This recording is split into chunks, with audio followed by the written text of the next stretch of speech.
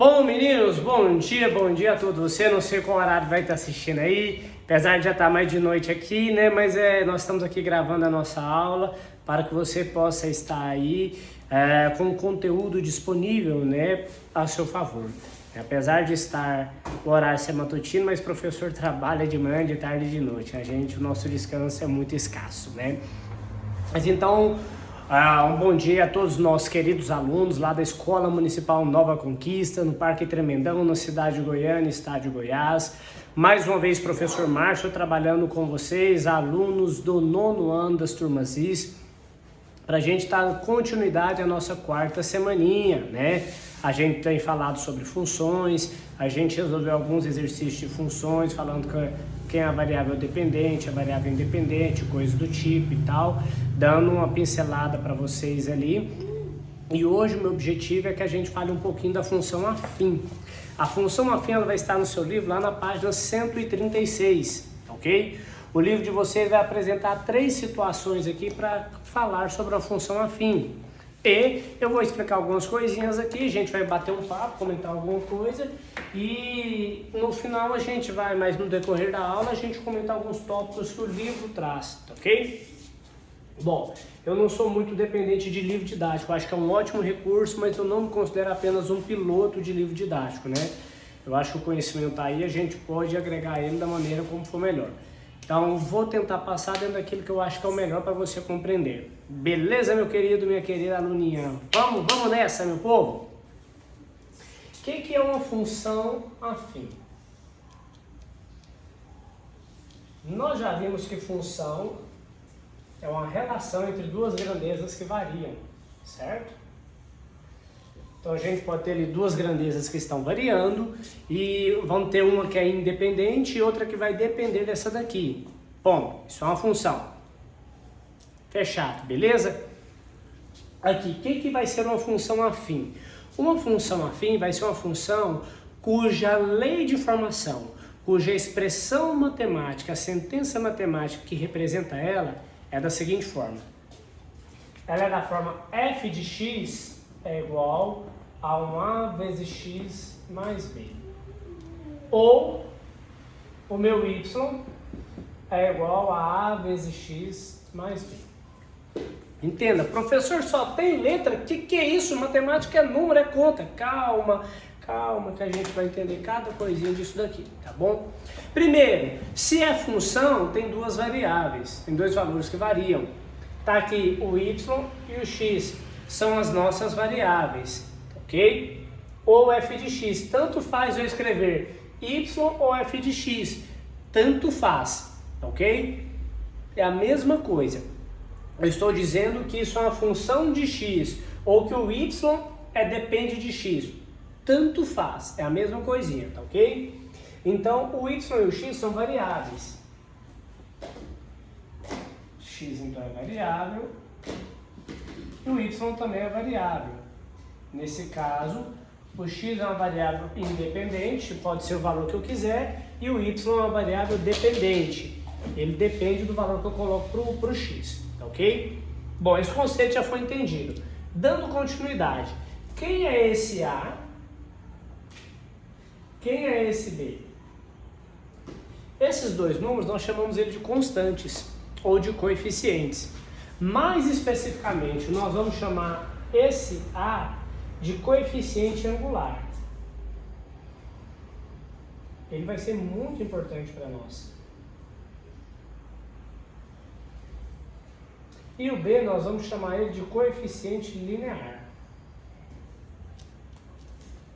Então eles são números que vão aparecer dentro da expressão, dentro da sentença matemática, dentro da lei de formação que representa uma função.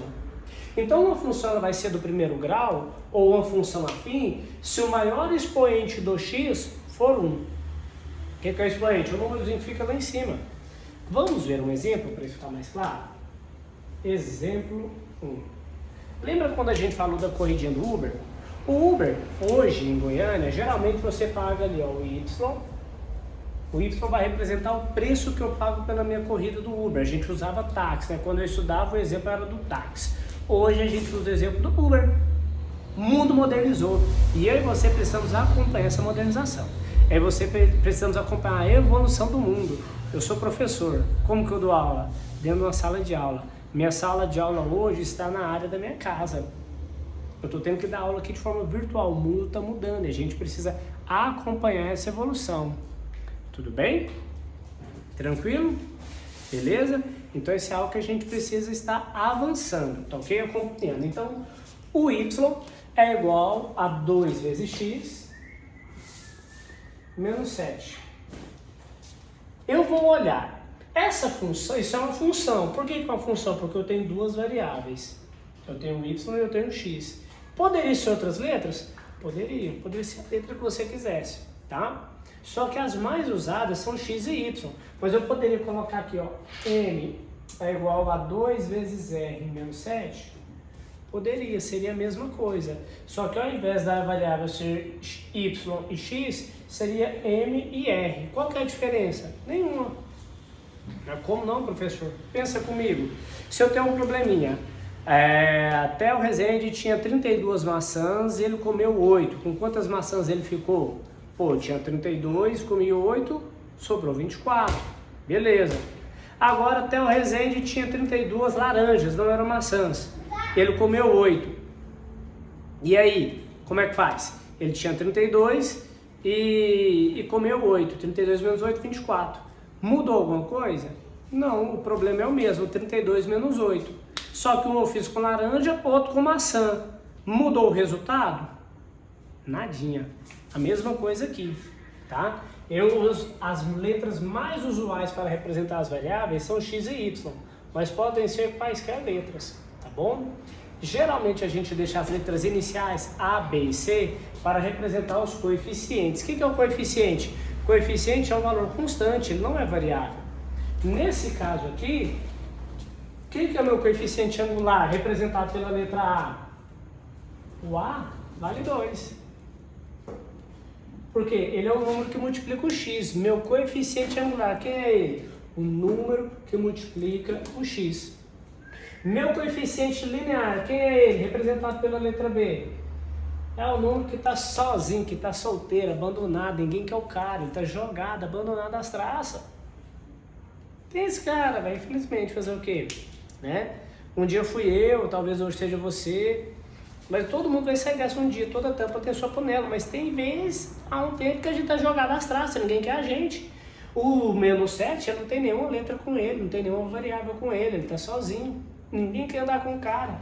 Então esse é o nosso coeficiente linear, menos 7, tá ok? Representando a letra B, representando a letra A. Então uma função vai ser do primeiro grau se o maior expoente da nossa variável for 1, tá ok? Vamos ver um exemplo 2. E a função afim é essa função do primeiro grau, tá ok?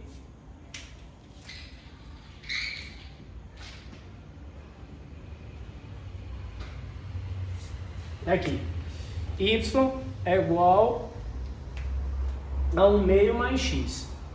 Nessa situação aqui, eu tenho duas variáveis. Eu tenho x e eu tenho y. Então é função? É. O y está em função do x. Beleza. Tá? Para toda função tem que ter duas variáveis, tem que ter igualdade, né? Uma variável tem que ser igual a uma expressão da outra variável, ok? Certo. Quem é o meu coeficiente A? É o número que multiplica o x. Quem que está multiplicando o danado do x? Tem alguém aqui multiplicando o x? Não. Quando não tem ninguém ali, quem é o camarada que está ali? Muito bem, o número 1, ok? Se a gente estivesse lá na sala, eu vi um cri-cri agora, né? Ninguém ia responder. Mas a minha consciência ia contar que alguém ia falar que era o número 1. Tá aqui o número 1. Guarde isso. Todas as vezes que não tem nenhum número multiplicando o x, tá? Que ele está aqui depois desse sinal, nesse caso, quem está ali é o 1. Mesmo ele não aparecendo, tá ok? Quem é o B? Nosso coeficiente linear. É o sozinho, solteiro, jogado às traças, ninguém quer o cara. 1 sobre 2. Está multiplicando alguma letra? Tem letra do latim dele? Não, ele está separado por uma adição. Então 1 sobre 2 é o meu coeficiente linear, ele é o B. 1 sobre 2. Beleza? Então uma função será afim ou do primeiro grau se ela for da forma ax mais b. Beleza? Imagina que eu tenho um terceiro exemplo aqui.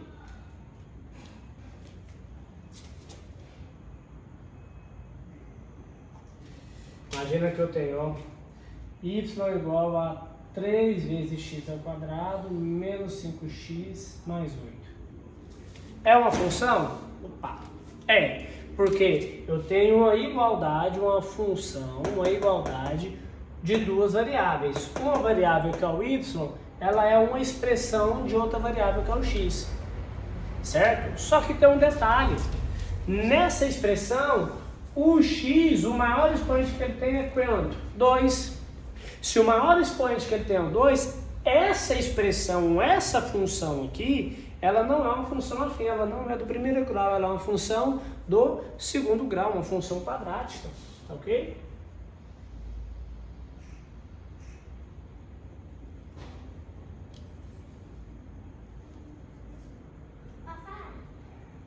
Então ela é uma função do segundo grau ou uma função quadrática. Que legal, meu filho, parabéns. Certo? Beleza? Então essa aqui não é uma função afim, nós vamos estudar uma função do segundo grau mais pra frente. Beleza? Calma, segura a onda aí que nós vamos chegar lá. Mas vai ser objeto de estudo nosso aqui ainda esse ano. Tudo bem?